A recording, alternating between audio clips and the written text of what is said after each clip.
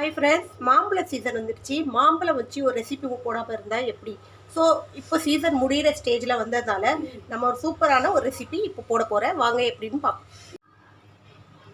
இன்றைக்கி நம்ம இந்த மேங்கோ வச்சு ஒரு நல்ல மேங்கோ டெசர்ட் தான் பண்ண போகிறோம். ஸோ இந்த மேங்கோ டெசர்ட்டு இந்த மாதிரி எப்படி ரெடி பண்ணணும்னு சொல்லிட்டு நான் உங்களுக்கு காட்டுறேன்.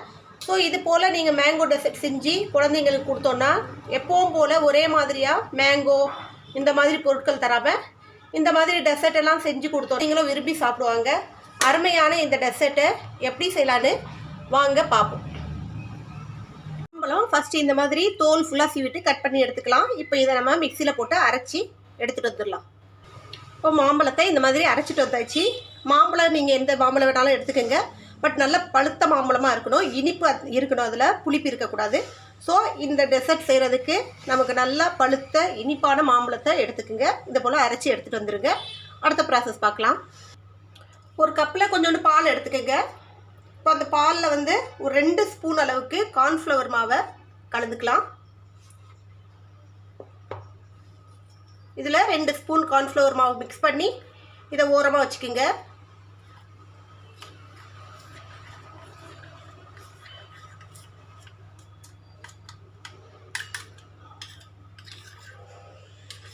நீங்கள் எந்த அளவுக்கு மாம்பழம் எடுக்கிறீங்களோ அந்த அளவுக்கு நீங்கள் கார்ன்ஃப்ளவர் மாவு எடுத்துக்கோங்க.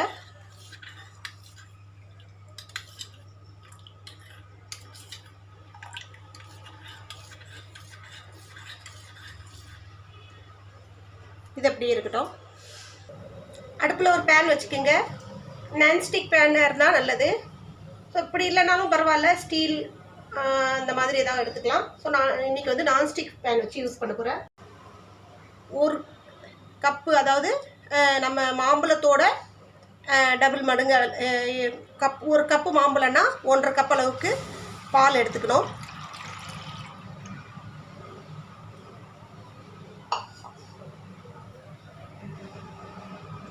இப்போ இதில் ஒரு 80 கிராம் அளவுக்கு சர்க்கரை, நான் உங்களுக்கு மெஷர்மெண்ட்டுக்காக சொல்கிறேன். ஸோ உங்களுக்கு இனிப்பு எந்த அளவுக்கு தேவையோ அந்த அளவுக்கு நீங்கள் சர்க்கரை போட்டுக்குங்க.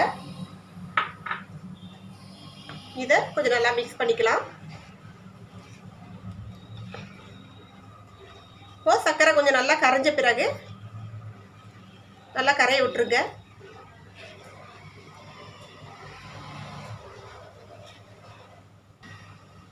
இப்போ இதில் நம்ம அரைச்சி வச்சிருக்க இந்த மாம்பழம் பேஸ்ட்டை போட்டுடலாம்.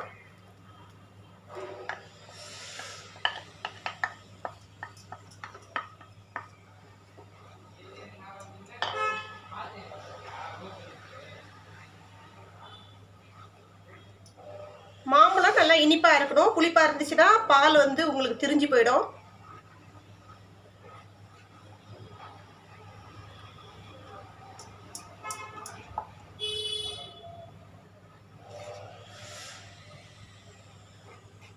ஸோ உங்களுக்கு இதில் கொஞ்சோண்டு மாம்பழம் எசன்ஸ், மாம்பழம் ஃப்ளேவர் எசன்ஸ் போடுறதா விருப்பம் இருந்தால் மேங்கோ ஃப்ளேவரு போட்டுக்குங்க. பட் நான் யூஸ் பண்ணல, நான் போடல.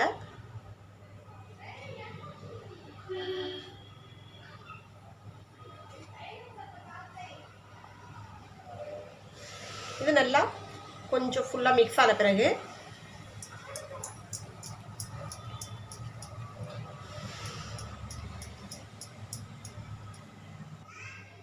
இப்போ இது நல்லா நமக்கு வந்து கொதிக்க ஆரம்பிச்சிருச்சு. இந்த ஸ்டேஜில் நம்ம கரைச்சி வச்சிருக்கிற இந்த பாலும் கார்ன்ஃப்ளவரும் இதில் போட்டுடலாம்.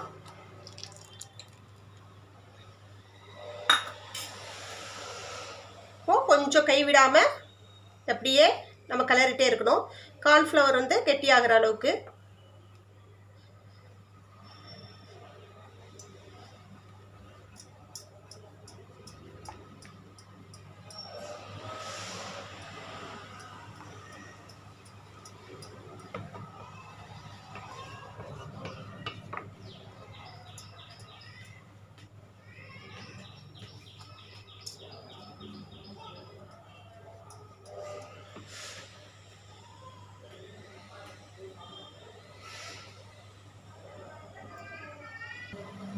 இந்த அளவுக்கு நல்லா அது திக்னஸ் ஆகிட்டே வரும்போது நீங்கள் இந்த ஸ்டேஜில் வந்து இனிப்பு பார்த்துக்கலாம். உங்களுக்கு இனிப்பு போதுமா, இன்னும் கொஞ்சம் சர்க்கரை ஆட் பண்ணுமான்னு சொல்லிட்டு, சுகர் ஆட் பண்ணுமான்னு சொல்லிட்டு பார்த்துக்குங்க. ஸோ இப்போது இது அப்படியே நம்ம கொஞ்சம் நேரம் ஆற விட்டுறணும். ஸ்டவ் ஆஃப் பண்ணி ஆற விட்டுடலாம்.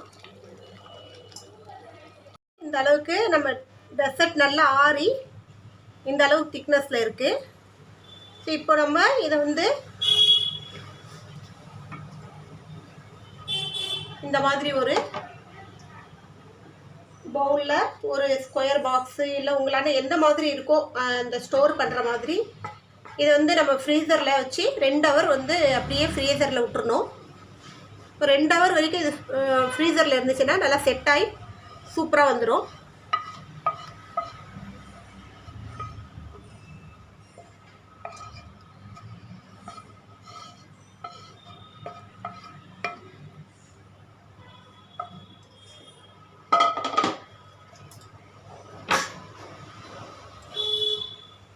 இதே போல் டெசர்ட் நீங்களும் செஞ்சு பாருங்கள். நாங்கள் வீட்டில் நல்லா சூப்பராக இருக்கும். இன்னொரு ரெசிபியோடு உங்களை சந்திக்க வரை உங்களிடம் விடைபெறுவது உங்கள் நிஷா. எங்கள் வீடியோ கடைசி வரைக்கும் பார்த்த உங்கள் அனைவருக்கும் மிக்க நன்றி. பாய்.